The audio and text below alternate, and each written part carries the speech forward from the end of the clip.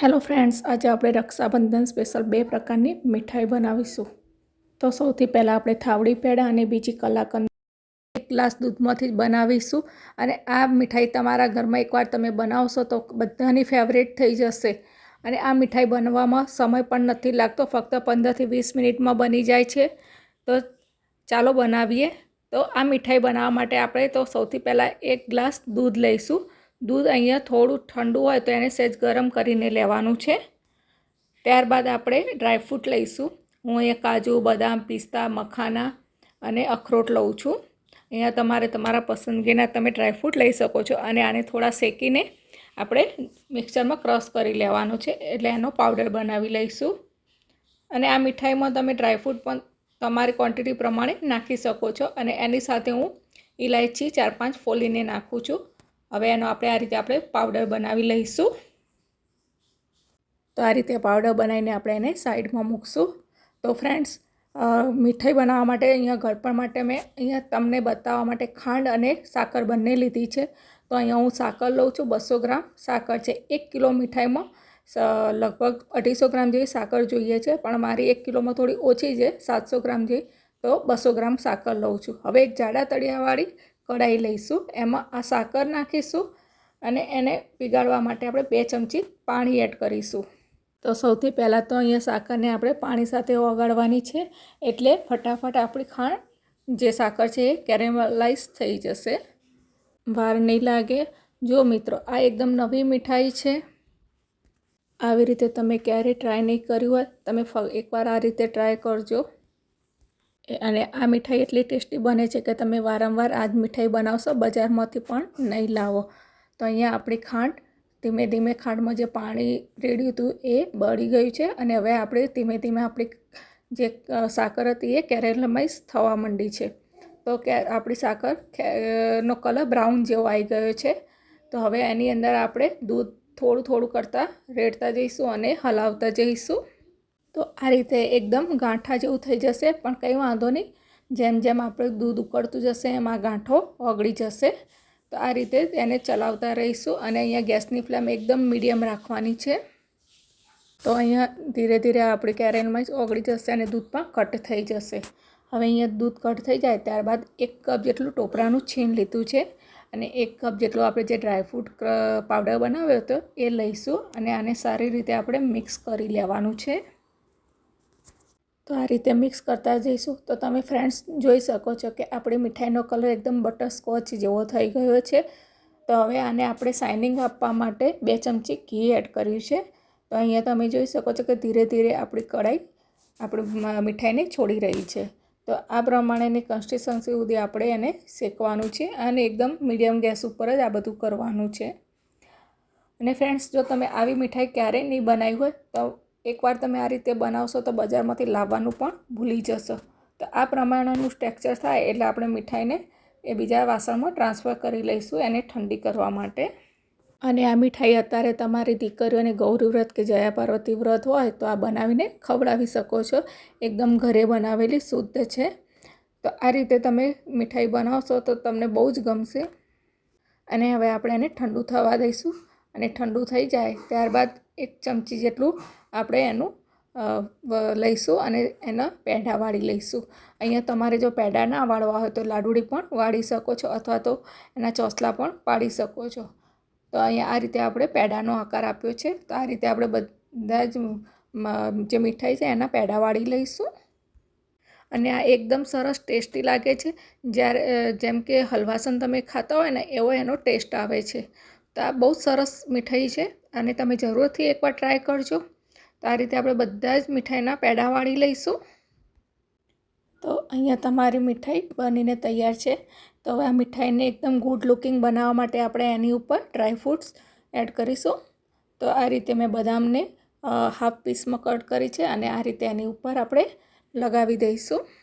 तो तमे जोई शको छो कि एकदम सरस टेस्टी आ मिठाई तैयार थई छे अने जोता ज खावानुं मन थई जाय एवी बनी छे। तो आ मिठाई मैं तमने कीधुं हतुं ने कि 1 ग्लास दूधमांथी आपणे घणी बधी मिठाई बनावीशुं। तो लगभग 700-800 ग्राम जेवा मिठाई बनीने रेडी थई गई छे। तो हवे आपणे बीजी कलाकंदनी रेसिपी जोईशुं। तो एकदम મોઢામાં મૂકતા જ પીગળી જાય તેવો આપણે કલાકંદ બનાવીશું. અને એ તહેવારોની સિઝન ચાલી રહી છે તો એના માટે સ્પેશિયલ આપણે રક્ષાબંધન સ્પેશિયલ બનાવીશું. તો કલાકંદ બનાવવા માટે સૌથી પહેલાં તો આપણે એક જાડા તળિયાવાળી પેન લઈશું અથવા તો કઢાઈ. એની અંદર 2-3 ચમચી જેટલું પાણી એડ કરીશું કે જેથી નીચે તળિયે ચોંટે નહીં. તો અહીંયા હું 1 લીટર ફૂલ ફેટ દૂધ લઉં છું. તો દૂધને અહીંયા આપણે ગરમ કરવાનું છે. તો દૂધ ગરમ થાય છે ત્યાં સુધીમાં 1 ટીસ્પૂન મોટી આપણે વિનેગર એડ લઈશું અને એની અંદર 2 ચમચી જેટલું પાણી એડ કરીને એને આપણે સાઈડમાં મૂકીશું. હવે અહીંયા દૂધ આપણું ધીમે ધીમે ઉકળી રહ્યું છે. તો જે સાઈડમાં મલાઈ જામે છે એને આપણે ધીરે ધીરે સાઈડમાંથી નીકાળતા જઈશું અને દૂધની અંદર મિક્સ કરીશું. તો અહીંયા દૂધનો ઉભરો આવા જેવું થાય એટલે એની અંદર આપણે થોડું વિનેગર એડ કરીશું અને એને આપણે ધીરે ધીરે દૂધને હલાવતા જઈશું. તો ધીરે ધીરે અહીંયા દૂધમાંથી આપણું પનીર છૂટવું પડે છે. તો આ રીતે આપણે એકદમ સરસ પનીર બનાવી લેવાનું છે. તો હવે એને આપણે ગેસની ફ્લેમ બંધ કરી દઈશું અને એને આ રીતે એક ચાળણીમાં કોટન કપડું મૂકીને એને આપણે ગાળી લેવાનું છે. તો આ રીતે આપણે ગાળી લઈશું. હવે આ પનીરને આપણે 2 થી 3 વખત પાણીથી ધોઈ દઈશું કે જેના લીધે વિનેગર આપણે એડ કર્યું છે એની સ્મેલ ના આવે. તો 2 થી 3 વખત ઠંડા પાણીથી આપણે ધોઈ લેવાનું છે. તો આ રીતે સારી રીતે ધોઈ લઈશું. અને જો તમારે પનીર ઘરે ના બનાવવું હોય તો તમે બજારમાંથી પણ લાવી શકો છો. એનાથી પણ કલાકંદ એકદમ સરસ બેસ્ટ બને છે અને એકદમ ડિલિશિયસ બને છે. તો આ રીતે આપણે બધું પાણી નિતાળી લઈશું અને એને ચાળણીની ઉપર આ રીતે થોડી વાર માટે મૂકી રાખવાનું છે કે જેથી એની અંદરથી એક્સેસ બધું પાણી વધારાનું નીકળી જાય. તો હવે આપણે બીજી કઢાઈમાં 1-2 ચમચી પાણી એડ કરીશું અને એની અંદર ફક્ત 2 જ કપ દૂધ લઈશું. જો તમારે 1 ગ્લાસ લેવું હોય તો પણ લઈ શકો છો. તો હું અહીંયા 2 કપ દૂધ લઉં છું અને એની અંદર અડધો કપ મિલ્ક પાવડર લઉં છું. જો તમે 1 કપ દૂધ લેતા હોય તો એની અંદર 1 કપ ભરીને મિલ્ક પાવડર લેજો. તો શું થશે કે આપણી જે બનાવવાનું છે કલાકંદ એકદમ સરસ દાણેદાર બનશે. તો હવે એને આપણે ચલાવતા રહીશું. તો દૂધ ઉકળે છે ત્યાં સુધીમાં આપણે સાઈડમાં જે આપણું પનીર બનાવીને રાખ્યું હતું એને આ રીતે મેશ કરી લઈશું. અને જો તમે બજારમાંથી લાવ્યા હોય તો એને તમે છીણી પણ શકો છો. તો આ રીતે આપણે પનીરને સારી રીતે મેશ કરી લઈશું. હું અહીંયા દૂધને સરસ એકદમ ઘટ્ટ બનાવવા અને એકદમ દાણેદાર બનાવવા માટે 2 ચમચી ઘરની મલાઈ એડ કરું છું અને 1/4 કપ ખાંડ લઉં છું અને 1 ચમચી જેટલો ઇલાયચી પાવડર એડ કરીશું અને સારી રીતે મિક્સ કરી લઈશું. અહીંયા ગેસની ફ્લેમ મીડિયમ ટુ સ્લો રાખવાની છે. તો અહીંયા ધીમે ધીમે આપણું દૂધ ઘટ થતું જાય છે.